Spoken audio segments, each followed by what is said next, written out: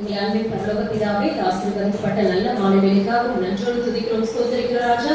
தகப்பனே, இப்பொழுதும் ஆண்டவரே உடைய வார்த்தையை நாங்கள் தியானிக்க போகிறோம். தேவரீர் எங்களோடு பேசும்படியாக ஜெபிக்கிற ராஜா. ஆண்டவரே, நாங்கள் வெறுமையாய் வந்தாலும் திரும்பி செல்லும் போது உங்களுடைய ஆசீர்வாதத்தை பெற்றவர்களாக, உடைய வார்த்தையை பெற்றவர்களாக கடந்து செல்ல எங்களுக்கு ஜெபிக்கிறோம். அடியை மறைத்து நீங்க வெளிப்படுத்தும்படியாக ஜெபிக்கிற ராஜா. மீதியான வேலை பொறுப்பெடுத்துக் கொள்ள இயேசுவின் ஜெபத்திலும் நல்ல பிதாவே, ஆமென். அல்லேலூயா. இந்த நாளிலும் நம்ம வாசிக்க கேட்ட இந்த பகுதியானது ஒரு உவமையாக தெரிகிறது. இந்த உவமை இயேசு தம்முடைய சீஷர்களோட ஒரு பர்சனல் டாக் மாதிரி, ஒரு அட்வைஸாக அவர் என்ன பண்றார், கொடுக்கிறதை பார்க்கிறோம். இந்த உவமையானது இந்த யோவான் எழுதின சுவிசேஷத்துல மாத்திரமே கொடுக்கப்பட்டுள்ளதாக இருக்கிறது. ஏன் இந்த விஷயங்கள்லாம் இயேசு பேசணும் சீஷர் கிட்ட? இவ்வளவு நாள் ஒன்னாதான் இருந்தாங்க, அப்பெல்லாம் சொல்லாம இப்ப சொல்றாருன்னா, இப்ப அவர் லாஸ்ட் டேஸ் ஆஃப் ஹிஸ் மினிஸ்ட்ரியில இருக்கிறார். இன்னும் கொஞ்ச நாள்ல என்ன ஆக போகுது?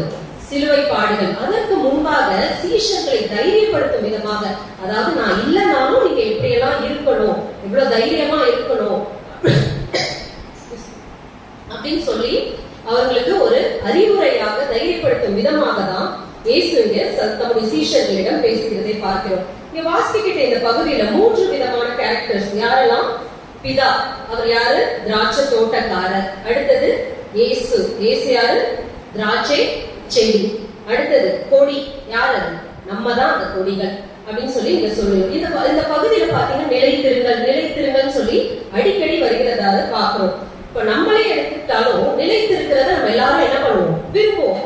ஒரு வேலைன்னா அது நிலைத்திருக்கணும், ஒரு பெர்மனன்ட் ஜாப் இருக்கணும் நம்ம ஆசைப்படுவோம். முக்கியமா வீடு இருக்கிறவங்க, வாடகை வீடு இருக்கிறவங்க அதெல்லாம் அந்த கஷ்டத்தை அனுபவிப்பீங்க. ஒரு வீட்டை காலி பண்ணும்போது என்ன ஆகும்? எல்லாத்தையும் பேக் பண்ணி போகும்போது நம்ம ஃபீல் பண்ணுவோம், நம்மளுக்கு ஒரு சின்ன குடிசையாவது இருந்தா நிம்மதியா ஒரே இடத்துல இருக்கலாமே சொல்லி நம்ம யோசிப்பது உண்டு இல்ல? அப்ப நிலைத்திருப்பதை எல்லாருமே விரும்புவோம். இந்த பகுதியிலும் 3 விதமான நிலைத்திருத்தலை குறித்து தான் நம்ம இன்றைக்கு பார்க்க போகிறோம். முதலாவது யோவான் 15ஆம் அதிகாரம் 4ஆம் வசனத்தை யாராவது வாசிக்கலாம்?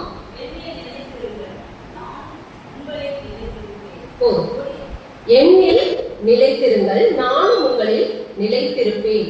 ஏன் நம்ம நிலைத்திருக்க வேண்டும் அப்படின்னு பார்க்கும்போது, இந்த பகுதி ஸ்டார்டிங்ல நம்மள யாருன்னு சொல்லியிருக்காங்க? நம்மள யாரு? கொடிகள். எவ்வளவு மரங்கள் இருக்கு, எவ்வளவு செடி இருக்கு. ஆனா இயேசு நம்மள எதோட கம்பேர் பண்றாரு? கொடியோட கம்பேர் பண்றாரு. இந்த உலகத்திலே ஸ்ட்ராங்கான மரம் எதுன்னு பாத்தீங்கன்னா, சவுத் அமெரிக்கால அமேசான் காடுகள்ல இருக்கிற மரங்கள் தான் ரொம்ப ஸ்ட்ராங்கா இருக்குமா, ரொம்ப உயரமா வளருமா, ரொம்ப அகலமா இருக்கும், நீண்ட ஆயுளை கொண்டதாக இருக்கும். நம்ம ஊர்ல பார்த்தா எந்த மரம் நல்ல ஸ்ட்ராங்கான மரம்? ஆலமரம். ஆலமரத்தை சொல்லுவோம். அதுக்கு வயது ரொம்ப அதிகம், 100 வருஷம் 300 வருஷம் வாழக்கூடிய ஒரு மரமாக இருக்கு. இயேசு ஏன் நம்மள அதோட கம்பேர் பண்ணல, ஒரு கொடியை கூட நம்ம கம்பேர் பண்றாரு சொல்லும் போது, கொடி எப்படி தனியா செடி இல்லாம வாழ முடியாதோ அதே மாதிரி நாமளும் என்ன பண்ண முடியாது? இயேசு இல்லாமல் ஒரு வாழ்க்கையை வாழவே முடியாது. நம்ம செடியை சார்ந்து கொடி வாழ்வது போல நாமளும் ஒவ்வொரு நாளும் ஒவ்வொரு நொடியும் இயேசுவை சார்ந்துதான் நம்ம என்ன பண்ணணும்? வாழ வேண்டும். ஒரு கற்பனை கதை இப்படியாக இருக்கும். ஒரு பெரிய மரத்துல இருந்த ஒரு இலைக்கு அந்த மரத்துல இருக்கவே விருப்பம் இல்லையா? என்ன எப்ப பாரு ஒரே இடத்துல இருக்கிறோமே சொல்லிட்டு தன்னை அதுல இருந்து பிரித்து என்ன பண்ணிச்சான்? வெளியே வந்துருச்சான். நான் இப்ப என் சுதந்திரமா இருப்பேன், என் இஷ்டம் போல இருப்பேன், அந்த மரத்துல இருந்தா நான் ஒரே இடத்துல தானே இருக்கணும்னு சொல்லிட்டு அது தன்னை தனிமைப்படுத்திட்டு வெளியே வந்துருச்சான். இதே மைண்ட் செட் கொண்ட ஒரு மண் கட்டி, ஒரு பெரிய மலையில இருந்து ஒரு மண் கட்டி, ஒரு கையளவு மண்ணு வச்சுக்கோங்களேன், அதுவும் தன்னை பேத்துட்டு வெளியே வந்துருச்சான். இந்த மலை என்ன பண்ணுது? ரொம்ப போரிங் லைஃப், ஒரே இடத்துல இருக்கே, இந்த வாழ்க்கை வேண்டாம், நம்ம பிரிச்சு வந்துட்டோம்னா உலகம் ஃபுல்லா நம்ம சுத்தி பார்க்கலாம் அப்படின்னு சொல்லிட்டு வெளியே வந்துருச்சான். இவங்க 2 பேரும் மீட் பண்றாங்க, மீட் பண்ணி பேசுறாங்க. நானும் இப்படிதான் சுதந்திரமா இருக்கணும்னு வெளியே வந்துட்டேன் அப்படின்னு சொல்லும் போது, சரி நம்ம 2 பேரும் என்ன பண்ணலாம்? ஃப்ரெண்ட்ஸ் ஆயிடலாம், ஃப்ரெண்ட்ஸ் ஆகி நம்ம எப்பவுமே ஒன்னா இருக்கலாம்னு இவங்க 2 பேரும் பேசிக்கிறாங்க. பேசிட்டே இருக்கும் போது ஒரு பலத்த காற்று, ஒரு காத்து அடிச்ச உடனே இந்த இலை இருந்த இடம் தெரியாம பறந்து எங்கேயோ போயிடுச்சான். அந்த காற்று அடிச்ச கொஞ்ச நேரத்துல ஒரு ஜோர்னு மழை அடிச்சுதான். அடிச்ச உடனே அந்த மண் கட்டி என்ன பண்ணுச்சான்? கரைஞ்சு ஓடி போயிடுச்சான். 2 இப்ப இருந்த இடமே தெரியல. நம்மளும் அந்த இலை மாதிரியோ மண் கட்டி மாதிரி தான். நம்ம பெரிய ஆட்கள் கிடையாது. இயேசுவை சார்ந்து நம்ம வாழும்போது நம்ம நிலைத்திருக்க முடியும். இல்ல ஆண்டவர் வேண்டாம் எல்லாமே நான் பார்த்துப்பேன்னு நினைச்சா அந்த இலையோட கதியும் அந்த மண்கட்டியோட நிலைமையும் தான் நம்மளுக்கும் இருக்கும். இப்ப ஆண்டவர் கட்டளையாக கொடுக்கிறார், எண்ணில் நிலைத்திருங்கள் சொல்லி கொடுத்துட்டார். அப்ப அதுக்கு ஒரு பலன் இருக்கும்ல. இப்போ ஒரு கட்டளைக்கோட சேர்த்து என்ன வரும்? ஒரு ஆசீர்வாதம் இருக்கும். அது என்னன்னு பார்க்கும்போது 4ஆம் வசனத்தை தொடர்ந்து வாசிக்கலாம். ஃபர்ஸ்ட்ல இருந்து வாசிங்க. எண்ணில் நிலைத்திருங்கள். நம்ம இயேசுல நிலைத்திருக்கும் போது இயேசு கொடுக்கிற ஒரு பலன் என்னது? ஆசீர்வாதம். நானும் உங்களில் நிலைத்திருப்பேன். ஏன் நம்ம ஆண்டவர் இயேசுல நிலைத்திருக்கணும்? இயேசு ஏன் நம்மளுக்குள்ள நிலைத்திருக்கணும்னு பார்க்கும்போது இந்த 15ஆம் அதிகாரம் 5ஆம் வசனம் கடைசி பகுதியில என்ன வாசிக்கிறோம்? என்னை அல்லாமல் ரொம்ப ஆண்டவர் ஓப்பனா சொல்லிட்டாரு, நான் இல்லாம நீங்க எதுவுமே பண்ண முடியாது. என்னை சார்ந்து வாழ்ந்தா நம்ம ஆசீர்வாதமா இருப்போம், நல்ல சுகமா இருப்போம். என்னை அல்லாமல் நீங்கள் ஒன்றும் செய்யக்கூடாது என்று ஆண்டவர் சொல்லி கொடுத்தார். ஒரு செடி அந்த சார்ந்து வாழ்ற கொடியானது, எனக்கு செடியோட தயவு வேண்டாம், நான் தனியா வாழ்வேன்னு சொல்லி தரையில படர்ந்தா அது தொடர்ந்து நல்லா வளர முடியுமா? செழிப்பா வளர முடியுமா? அப்படியே வளர்ந்தாலும் நல்லா பூ பூக்குமா? கனி கொடுக்குமா? அப்படியே அது கனி கொடுத்தாலும் அந்த கனி நிலையா இருக்குமா? ஈஸியா ஒருத்தர் காலில் என்ன ஆகும்? மிதிப்பட்டு ஒண்ணுமே இல்லாம ஆயிடும். இன்னைக்கு நம்ம நிலைமையும் அந்த மாதிரிதான். நம்ம செடியை சார்ந்து வாழ மாட்டோம் அப்படின்னு சொல்லி நம்ம தனித்து இருக்கும் போது அது ஒரு நல்ல வாழ்வா இருக்காது, ஒரு நிரந்தர வாழ்வா இருக்காது.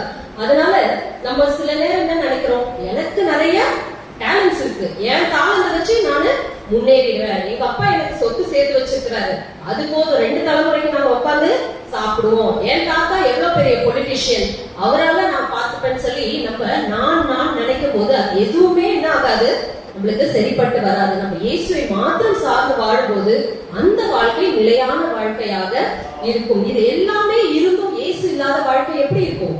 ஜீரோ தான். இல்ல எத்தனை ஜீரோ இருந்தாலும் அதுக்கு முன்னாடி ஒரு 1 போட்டாதான் அந்த ஜீரோக்கு வேல்யூ. பல ஜீரோ இருக்கட்டுமே, தாளம் இருக்கட்டும், நம்மளுக்கு காசு இருக்கட்டும், சொத்து இருக்கட்டும், பதவி இருக்கட்டும், என்ன வேணா இருக்கட்டும், ஆனா இயேசு என்ற அந்த 1 அப்படி ஃப்ரண்ட்ல இல்ல, இந்த நம்பர் இல்லைன்னா நம்ம இருந்தும் எல்லாமே வீணா இருக்கும். இப்படி இயேசுக்குள்ள நம்ம நிலைத்திருக்கும் போது இயேசு நம்ம நிலைத்திருப்பார். அதனால என்ன பலன் சொல்லி பார்க்கும்போது 2ஆம் வசனத்தை வாசிங்கள். கனி கொடாதிருக்கிற கொடி எதுவோ அதை அவர் அறுத்து போடுகிறார், கனி கொடுக்கிற கொடி எதுவோ அது அதிக கனிகளை கொடுக்கும்படி அதை சுத்தம் பண்ணுகிறார். நம்ம இயேசுக்குள்ள நிலைத்திருக்கும் போது, இயேசு நம்ம நிலைத்திருக்கும் போது கனிகளை நம்ம என்ன பண்ணுவோம்? கொடுப்போம். கனிகளை கொடுப்பது மாத்திரமல்ல, நம்ம இன்னும் மிகுதியான கனிகளை கொடுக்க இயேசு என்ன பண்ணுகிறாரா? சுத்தம் பண்ணுகிறார். நம்ம வீட்டுல செடி வச்சிருக்கவங்க எல்லாருக்கும் தெரியும், ஒரு பூச்செடியோ ஒரு காய்கறி செடியோ வச்சா அதுல ஏதாவது ஒரு பலன் இருக்கணும்னு நம்ம எதிர்பார்ப்போம் தானே. சும்மா அது பாட்டுக்கு வளர்ந்தா நம்ம என்ன பண்ணுவோம்? என்ன பிரச்சனை அப்படின்னு சொல்லி பார்ப்போம், சுத்தப்படுத்துவோம். தேவையில்லாத களைகள் ஏதாவது வளர்ந்துருக்கா, தேவையில்லாத கிளைகள் பெருசா வளர்ந்துருக்கான்னு சொல்லி நம்ம என்ன பண்ணுவோம்? ப்ரூனிங் சொல்லுவாங்க, அது இங்கிலீஷ்ல. ப்ரூனிங் வந்து ஒரு செடி நல்லா வளர்றதுக்கு ரொம்ப ரொம்ப முக்கியமான ஒரு இது. ஒரு தொட்டியில வச்சுட்டு ஒரு மரத்தை நம்ம என்ன பண்ண முடியாது? செழிப்பா வளர்க்க முடியாது. அந்த தொட்டிக்கு ஏற்ற செடியை தான் வளர்க்கணும். அப்ப என்ன பண்ணணும்? அந்த வேரானது எல்லா சத்தையும் உறிஞ்சு அந்த செடிக்கு கொடுக்கும் போது, சின்ன செடியா இருக்கும் போது அது நல்ல கனிகளை கொடுக்கும். அதுக்குதான் அந்த ப்ரூனிங். தேவையில்லாத கிளைகளை நறுக்கி எரிவது, களைகளை எடுத்து சுத்தம் பண்ணுவது. இப்படி சுத்தம் பண்ணும்போது நம்ம கொஞ்சம் கனி கொடுக்கிறவர்களாக இருந்தாலும் ஆண்டவர் நம்மளை பிதாவானவர் தோட்டக்காரர் என்ன பண்றாரு? சுத்தம் பண்ணும்போது நம்ம மிகுந்த கனிகளை கொடுக்கிறவர்களாக இருக்கும். நம்ம வாழ்ற வாழ்க்கை வெந்ததை தின்னு விதி வந்தா சாவோன்றது கிறிஸ்தவ வாழ்க்கை கிடையாது. நம்ம வாழ்ற வாழ்க்கை நம்மளுக்கு மாத்திரம் இல்ல, மற்றவர்களுக்கும் ஒரு பிரயோஜனம் உள்ள வாழ்க்கையாக அதுதான் இருக்கணும். அதுதான் இந்த கனி கொடுக்கிற வாழ்க்கை, ஃப்ரூட்ஃபுல் லைஃப்னு சொல்லுவோம். அதனால பிதாவானவர் என்ன பண்ணுவாரா? மகிமைப்படுவார். ஆண்டவர் உருவாக்கினது நோக்கம் என்னது? சும்மா வாழ்ந்தோம் வந்தோம் போனோன்றதுக்காக இல்ல, பிதாவை மகிமைப்படுத்துகிற வாழ்க்கையாக. அதுதான் இங்க வந்து இந்த கனி கொடுக்கிற வாழ்க்கை. அதுக்கு நம்ம என்ன பண்ணணும்? நம்ம இயேசுக்குள்ள நிலைத்திருக்கணும். அப்ப இயேசுவும் நம்மளுக்குள்ள நிலைத்திருப்பார். அப்பொழுது நம்மளுக்கு ஒரு கனி கொடுக்கிற வாழ்க்கையை நம்ம வாழ முடியும். அடுத்ததாக பார்க்கும்போது அதே அதிகாரம் 7ஆம் வசனத்தை ஒரு வாசிக்கலாம். நீங்கள் என்னிலும் என் வார்த்தைகள் உங்களிலும் நிலைத்திருந்தால் நீங்கள் கேட்டுக்கொள்வது எதுவோ அது உங்களுக்கு செய்யப்படும். என் வார்த்தையில் நிலைத்திருங்கள். 2ஆவதாக நம்ம நிலைத்திருக்க வேண்டியது எது? ஆண்டவருடைய வார்த்தை. ஆண்டவருடைய வார்த்தை சொல்லும் போது வேதத்துல எவ்வளவு வார்த்தைகள் இருக்கு, எவ்வளவு நம்மளுக்கு கட்டளைகள் இருக்கு. அதற்கு நம்ம கீழ்ப்படுகிறவர்களாக வாழ வேண்டும். யாக்கோபு 1ஆம் அதிகாரம் 22ஆம் வசனத்தை யாராவது ஒரு வாசிக்கலாம். யாக்கோபு 1:22. எல்லாவரும் நீங்கள் வஞ்சியாதபடிக்கு திருவசனத்தை கேட்கிறவர்களாய் மாத்திரமல்ல, அதன்படி செய்கிறவர்களாயும் இருங்கள். நீங்கள் திருவசனத்தை கேட்கிறவர்களாய் மாத்திரமல்ல, அதன்படி செய்கிறவர்களாயும் இருங்கள். வசனம் கேட்கணும் இல்ல? இப்ப நான் கூட ஒரு 1/2 மணி நேரம் பேசினாலும் நீங்க கேட்பீங்களா, கேட்க மாட்டீங்களா? தாராளமா கேட்பீங்க, எழுந்து போக மாட்டீங்க. கேட்கறதுக்கு நம்மளுக்கு வாஞ்சை இருக்கு, ஆனா கீழ்ப்படியே நம்மளுக்கு மனது இருக்கா? அதுதான் முக்கியம். அதுதான் ஆண்டவரும் விரும்புகிறார். என் வார்த்தையில் நிலைத்திருங்கள். என் வார்த்தையை கேளுங்கள் ஆண்டவர் சொல்லல, என் வார்த்தையில் நிலைத்திருங்கள். நம்ம கேட்பது மாத்திரமல்ல, அதன்படி செய்யவும் நம்மளுக்கு என்ன பண்ணணும்? செய்கிறவர்களாக நம்ம இருக்க வேண்டும். யோசுவா 1ஆம் அதிகாரம் 8ஆம் வசனத்தை இப்படியாக வாசிக்கிறோம். இந்த நியாயப்பிரமாண புஸ்தகம் உன் வாயை விட்டு பிரியாதிருப்பதாக, இதில் எழுதியிருக்கிறவைகளின் படியெல்லாம் நீ செய்ய கவனமா இருக்கும்படி. வெறும் படிக்கிறது இல்ல, அதன்படி செய்யறதுக்கு நம்ம எப்படி இருக்கணுமா? கவனமா இருக்கணும்னு சொல்லி நம்ம யோசுவால வாசிக்கிறோம். சங்கீதம் 119வது அதிகாரத்தை எடுக்கும் போது இந்த அதிகாரம் முழுவதுமாக ஒரு அழகான ஒரு சங்கீதம். இது முக்கியமா பாத்தீங்கன்னா வேதத்தின் மகத்துவங்களை அழகாக சொல்லுகிற ஒரு பகுதியாக இருக்கிறது. இது ஒவ்வொரு ஃபர்ஸ்ட் வசனத்துல இருந்து நீங்க பாத்தீங்கன்னாலே வேதத்தினோட மகத்துவங்களை சொல்லுகிறதாக, வேதம் எப்படிப்பட்டதுன்னு சொல்றதான ஒரு பகுதியாக இருக்கிறது. 1வது வசனத்தை யாராவது வாசிக்கலாம்?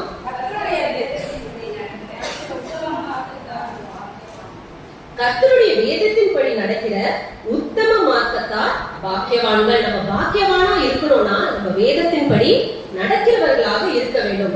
தொடர்ந்து 11ஆம் வசனத்தை வாசிக்கும் போது, நான் அவன் உமக்கு விரோதமாய் பாவம் செய்யாதபடிக்கு உமது வார்த்தை என் இருதயத்தில் வைத்து வைத்தேன். நான் உமக்கு விரோதமாக பாவம் செய்யாதபடிக்கு உமது வார்த்தை என் இருதயத்தில் வைத்து வைத்தேன். நம்ம பாவம் செய்யாத ஒரு வாழ்க்கை, பரிசுத்தமாய் வாழணும்னா என்ன இருக்கணும் நம்ம இருதயத்துல? ஆண்டவர் கொடுத்த இந்த வசனம், இயேசுவின் வார்த்தை நம்ம இருதயத்துல இருக்கும் போது நம்ம பாவம் செய்ய மாட்டோம். தொடர்ந்து 105ஆம் வசனத்தை வாசிக்கும் போது, உம்முடைய வசனம் என் பாதைக்கு வெளிச்சமுமாய் இருக்கு. நம்ம சரியான பாதையில நடக்கணும்னா இந்த வேதத்தை எப்படி இருக்கா? நம்ம வேதம் நம்ம கால்களுக்கு தீபமும் பாதைக்கு வெளிச்சமா இருக்கு. நம்ம வழி தவறி போகாம பாதுகாக்கிறது எது? இந்த கர்த்தருடைய வசனம் தான். அதனால அநேக வசனங்கள் கேட்கிறோம், எவ்வளவு பிரசங்கங்களை கேட்கிறோம். முன்னாடி எல்லாம் நான் சின்ன வயசுல இருக்கும் போது பாத்தீங்கன்னா இந்த லேடிஸ் சைட் பாத்தீங்கன்னா எல்லாரும் பைபிள் கூட என்ன வச்சிருப்பாங்க? ஒரு நோட்டு பென் கண்டிப்பா எடுத்துட்டு வருவாங்க, நோட்ஸ் எடுப்பாங்க, எடுத்துட்டு அந்த வாரம் ஃபுல்லா தியானம் பண்ணுவாங்க. இப்ப அதற்கான அவசியம் இல்லை. ஏன்னா உடனே என்ன பண்ணிடுறோம்? யூடியூப்ல அப்லோட் பண்ணிடுறோம், எப்ப வேணா பார்க்கலாம். இங்க மட்டும் இல்ல, எவ்வளவு செய்திகள் இருக்கு. வயசு சின்ன வயசுல இருந்து பெரியவங்க வரைக்கும் எடுக்கிறாங்க, நிறைய இருக்கு. எல்லாம் கேட்கறதுக்கும் நம்மளுக்கு மனசு இருக்கு, ஆனா கீழ்ப்படிய மனது இருக்கா? அதுதான் தேவன் விரும்புகிறார்ல. என் வார்த்தையில் நிலைத்திருங்கள். வேதத்தை நம்ம மனசுல வச்சு அதில் நிலைத்திருக்கும் போது நம்ம பாவத்துக்கு விலகி பரிசுத்தமாய் வாழ அது நம்மளுக்கு உதவி செய்கிறது. ஏன்னா இந்த வேதம் தான் நம்ம எப்படி நடக்கணும்னு சொல்லி நம்மள கைட் பண்ற ஒரு புக்காக இருக்கிறது. நம்ம எப்படி வாழணும்னு சொல்லி வாழ்றதுக்கு உதவி செய்கிற ஒரு புத்தகமாக இருக்கிறது. நம்ம எப்படி நடக்கணும்னு சொல்லி கொடுக்கிற ஒரு புத்தகமாக இருக்கிறது. அது மாத்திரமல்ல, படிக்கிற ஒவ்வொருவரையும் இது என்ன பண்ணுதான்? மாற்றுகிறது, டிரான்ஸ்ஃபார்ம்ஸ். இந்த வேர்ட்ஸ் வந்து ஜஸ்ட் ஒரு வேர்ட்ஸ் கிடையாது, லெட்டர்ஸ் கிடையாது. படிக்கிற ஒவ்வொருத்தரையும் அது என்ன பண்ணுது? மறுரூபமாக்குது. மாற்றக்கூடிய வல்லமை இந்த வார்த்தைக்கு உள்ளதாக பார்க்கும். சோ இங்க கொடுக்கிற இயேசு கொடுக்கிற கட்டளை எது? வார்த்தையில் நிலைத்திருங்கள். சோ அதோட பலன் என்னன்னு பார்க்கும்போது 7ஆம் வசனத்தை வாசிக்கலாம். நீங்கள் என் வார்த்தைகள் உங்களிலும் நிலைத்திருந்தால் நீங்கள் கேட்டுக்கொள்வது எதுவோ அது உங்களுக்கு செய்யப்படும். உங்க பலன் என்னது? நீங்க கேட்டுக்கொள்வது எதுவோ அது உங்களுக்கு செய்யப்படும். இந்த வார்த்தையில நம்ம நிலைத்திருக்கும் போது முதலாவது நம்ம என்ன பண்றோம்னா, எப்படி கேட்கணும்ன்றதை என்ன பண்றோம்? கற்றுக்கொள்வோம். அதுதான் முக்கியம். பரமண்டல ஜெபம் இயேசு நமக்கு சொல்லி கொடுத்திருக்கிறாரு. மத்தேயு 6ஆம் அதிகாரம் 9ல இருந்து 13 வரைக்கும் வாசிக்கிறோம். அதுல 11ஆம் வசனத்தை பார்க்கும்போது, எங்களுக்கு வேண்டிய ஆகாரத்தை இன்று எங்களுக்கு தாரும். எவ்வளவு ஞானமா ஆண்டவர் சொல்லி கொடுத்திருக்கிறார் பாருங்களேன். எதையோ கேட்டுட்டு இருக்கிறோம்ல, அந்தந்த நாளுக்குரிய காரியங்களை கேட்க தேவன் நம்மளுக்கு ஞானத்தை தருகிறார், நமக்கு சொல்லி கொடுத்திருக்கிறார். அது சொல்லி நம்ம கற்றுக்கொள்ள வேண்டும்னா ஃபர்ஸ்ட் நம்ம வேதத்தில் நிலைத்திருக்க வேண்டும். அவர் வார்த்தையில் நிலைத்திருக்கும் போது எது கேட்கணும், எது கேட்க கூடாதுன்னு சொல்லி ஆண்டவர் நம்மளுக்கு வெளிப்படுத்துவார். நம்ம எதையோ ஜெபம் ஆரம்பிச்சு எங்கேயோ போய் உலகம் ஃபுல்லா சுத்திட்டு வந்துடும். ஆண்டவர் சொல்றார், நாளைய தினத்தை குறித்து கவலைப்படாத. உன்னால என்ன பண்ண முடியும்? ஒரு முழம் கூட்ட முடியுமா, குறைக்க முடியுமா? எதுவுமே பண்ண முடியாது. அந்தந்த நாளுக்குரிய காரியங்களுக்காக ஜெபித்து ஆண்டவர் கையில நம்ம விட்டுடும். அது மாத்திரமல்ல, நம்ம வார்த்தையில நிலைத்திருக்கும் போது விசுவாசத்தோட நம்ம என்ன பண்ணுவோம், கேட்போம்ல. அவிசுவாசம் மனசுல இருந்துட்டு கேட்ட அந்த ஜெபம் இந்த கூரையை தாண்டுமா? தாண்டா. விசுவாசத்தோட பெற்றுக்கொள்ளும் என்ற விசுவாசத்தோடு நம்ம கேட்கும் போது ஆண்டவர் அதுக்கு பதிலளிப்பார். அது மாத்திரமல்ல, தேவ சித்தத்தை அறிந்தவர்களாய் நம்ம என்ன பண்ணணும், வார்த்தைகளை கேட்க வேண்டும். 1 யோவான் 5ஆம் அதிகாரம் 14, 15 இந்த 2 வசனத்திலும் இது போட்டிருக்கு. 1 யோவான் 5, 14, 15. நாம் எதையாகிலும் அவருடைய சித்தத்தின்படி கேட்டால் அவர் நமக்கு செவி கொடுக்கிறார் என்பதே அவரை பற்றி நாம் கொண்டிருக்கிற தைரியம். இந்த வசனத்துல பாத்தீங்கன்னா, அவருடைய சித்தத்தின்படி கேட்டால் அவர் நம்மளுக்கு என்ன பண்றாரா, செவி கொடுக்கிறார். ஜெபம்ன்ற பேர்ல எதையும் வளராம ஆண்டவர் சித்தத்தை அறிந்து, அதுக்கு நம்ம இருதயம் எப்படி இருக்கணும், கர்த்தருடைய வார்த்தையில நிலைத்திருக்கிற ஒரு இருதயமா இருக்கும் போது ஆண்டவர் சித்தத்தை அறிந்து நம்ம என்ன பண்ணுவோம், கேட்போம். கேட்கும் போது ஆண்டவர் ஒரு ப்ராமிஸாவே நம்மளுக்கு கொடுக்கிறார். என்ன பண்ணுவாரா, நம்மளோட ஜெபத்துக்கு செவி கொடுப்பார். தொடர்ந்து 15ஆம் வசனத்தை வாசிக்கலாம். நாம் எதை கேட்டாலும் அவர் நமக்கு செவி கொடுக்கிறார் என்று நாம் அறிந்திருந்தோமானால் அவரிடத்தில் நாம் கேட்டவைகளை பெற்றுக் கொண்டோம் என்று அறிந்திருக்கிறோம். நாம் எதை கேட்டாலும், நம்ம என்ன கேட்டாலும் அவர் நமக்கு செவி கொடுக்கிறார் என்று நாம் அறிந்திருந்தோமானால், அவர் சித்தத்தின்படி தெரிந்திருந்தோமானால் அவரிடத்தில் நாம் கேட்டவைகளை பெற்றுக் கொண்டோம் என்றும் அறிந்திருக்கிறோம். இது என்னது, விசுவாசம்.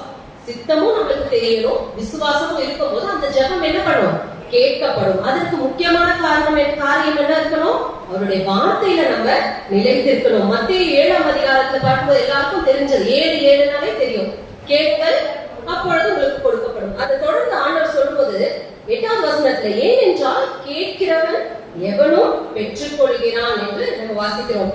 அது மட்டும் இல்ல, தொடர்ந்து 11ஆம் வசனத்துல வாசிக்கும் போது அவர் ஆண்டவர் அழகா, ஆகையால் பொல்லாதவர்களாகிய நீங்கள் உங்கள் பிள்ளைகளுக்கு நல்ல ஈவுகளை கொடுக்க அறிந்திருக்கும் போது பரலோகத்தில் இருக்கிற உங்கள் பிதா நம்மிடத்தில் வேண்டிக் கொள்கிறவர்களுக்கு நன்மையானவர்களை கொடுப்பது அதிக நிச்சயம் அல்லவா? பொல்லாதவராகிய நீங்களே உங்க பிள்ளைக்கு நான் அதை செய்யணும், அதை சேர்த்து வைக்கணும், படிக்க வைக்கணும், சொத்து சேர்க்கணும், காலேஜ் பெஸ்ட் காலேஜ்ல போடணும், வேலை கொடுக்கணும், வாங்கி கொடுக்கணும், கல்யாணம் பண்ணி கொடுக்கணும், எவ்வளவு யோசிக்கிறீங்க. உங்க பரமபிதா உங்களுக்கு செய்ய மாட்டாரா அப்படின்னு ஆண்டவர் இன்னைக்கு நம்மள கேட்கிறார். அதனால நம்ம தேவ சித்தத்தை அறிந்து தேவன் மேல விசுவாசத்தோடு நம்ம என்ன பண்ணோம், கேட்டு பெற்றுக்கொள்வோம். அதுக்கு நம்ம இயேசுவோட வார்த்தையில நம்ம நிலைத்திருக்கிறவர்களாக இருக்க வேண்டும். அடுத்ததாக 3வது காரியம், யோவான் 15ஆம் அதிகாரம் 9ஆம் வசனம். பிதா என்னில் அன்பாயிருக்கிறது போல நானும் உங்களில் அன்பாயிருக்கிறேன். என்னுடைய அன்பிலே நிலைத்திருங்கள். என்னுடைய அன்பில் நிலைத்திருங்கள். அடுத்ததாக நம்ம பார்க்கிற காரியம், என்னுடைய அன்பில் நிலைத்திருங்கள். யாருடைய அன்பில்? இயேசுவின் அன்பில் நிலைத்திருங்கள். இயேசுவோட அன்பு எப்படிப்பட்டதான ஒரு அன்புல, அது விவரிக்க முடியாத ஒரு அன்பு, என்றுமே மாறாத ஒரு அன்பு, அளவில்லாத அன்பு, ஒரு நிபந்தனையற்ற ஒரு அன்பு. நான் ஒருத்தரை நேசிக்கிறேன்னா ஏதோ ஒரு காரணம் இருக்கும், எனக்கு அவங்களை பிடிச்சிருக்கலாம், அவங்க எனக்கு உதவி செஞ்சிருக்கலாம், இப்படியான இருக்கலாம். இயேசு நம்ம மேல அன்பு செலுத்த என்ன காரியம் இருக்கும், அப்படி என்ன நம்ம நல்லவங்கல்ல, ஆனா அது நிபந்தனையற்ற ஒரு அன்பாக இருக்கிறது, ஒப்பில்லாத அன்பாக இருக்கிறது, எந்த ஒரு சூழ்நிலையிலும் நம்மளை கைவிடாத அன்பாக இருக்கிறது, எந்த ஒரு சூழ்நிலையிலும் நம்ம விட்டு விலகாத ஒரு அன்பாக இருக்கிறது, எந்தவித எதிர்பார்ப்பு இல்லாமல் அவர் நம்மை அன்பு செலுத்துகிறவராக இருக்கிறார். அது மாத்திரமல்ல, அவர் பூரண அன்பா இருக்கிறது. அவருடைய அன்பு பூரண அன்பு. லவ்னா என்னன்னு கேட்டா ஒவ்வொருத்தரும் ஒவ்வொரு சொல்லுவாங்க. தாய் பாசம் தான் பெருசுவாங்க, கொண்டாட்டி பாசம் தான் பெருசுன்னு ஆளுக்கு அவங்கள இது சொல்லுவாங்க.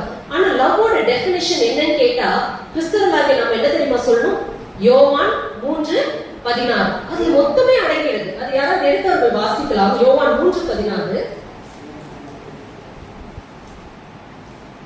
தேவன் தம்முடைய ஒரே பேரான குமாரனை விசுவாசிக்கிறவன் எவனோ அவன் கெட்டு போகாமல் நித்திய ஜீவனை அடையும்படிக்கு அவரை தந்தருளி இவ்வளவாய் உலகத்தில் அன்பு கூர்ந்தார். அவர் அன்பு கூர்ந்தோட எக்ஸ்டென்ஷன் எங்க, எக்ஸ்ட்ரீம் எங்க, தன்னுடைய ஒரே பேரான குமாரனை யாருக்காக கொடுத்தார்? நம்மளுக்காக கொடுத்தார். நம்ம அதுக்கு ஒர்த்தான் பாருங்களேன். என்ன பண்ணிட்டோம்? ஆண்டவர் தம்முடைய ஒரே பேரான குமாரனை நம்மளுக்கு கொடுக்கணும். கொடுத்தது நோக்கம் என்ன? நம்மளுக்கு நித்திய ஜீவனை அளிக்கும்படியாக. நம்ம எந்தவித ஆண்டவர் எதிர்பார்ப்பும் இல்லாம என்ன பண்றாரு? நம்மளுக்கு நம்முடைய ஒரே பேரான குமாரனை சிலுவையில் தியாக பலியாக கொடுத்ததை பார்க்கிறோம். இந்த நம்ம வாசித்த அதிகாரத்திலையும் ஆண்டவர் அன்பை பற்றி விளக்குகிறார். அது யோவான் 15ஆம் அதிகாரம் 13ஆம் வசனத்தை வாசிங்க. ஒருவன் தன் சிநேகிதருக்காக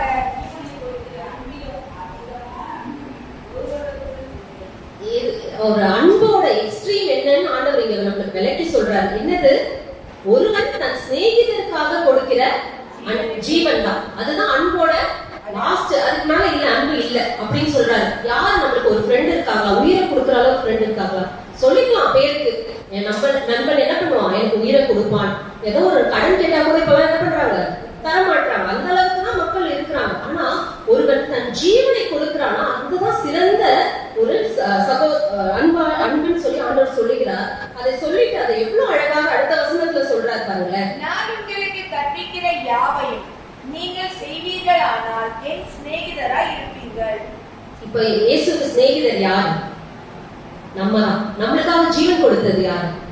இயேசுதான். ஆண்டவர் அந்த 13ஆம் வசனத்துல அன்புனா என்னன்னு சொல்லிட்டு அந்த அன்புக்கு நான் தான் அடையாளம்னு சொல்லிட்டு அடுத்த வசனத்துல அழகாக சொல்லுகிறதை பார்க்கிறோம்.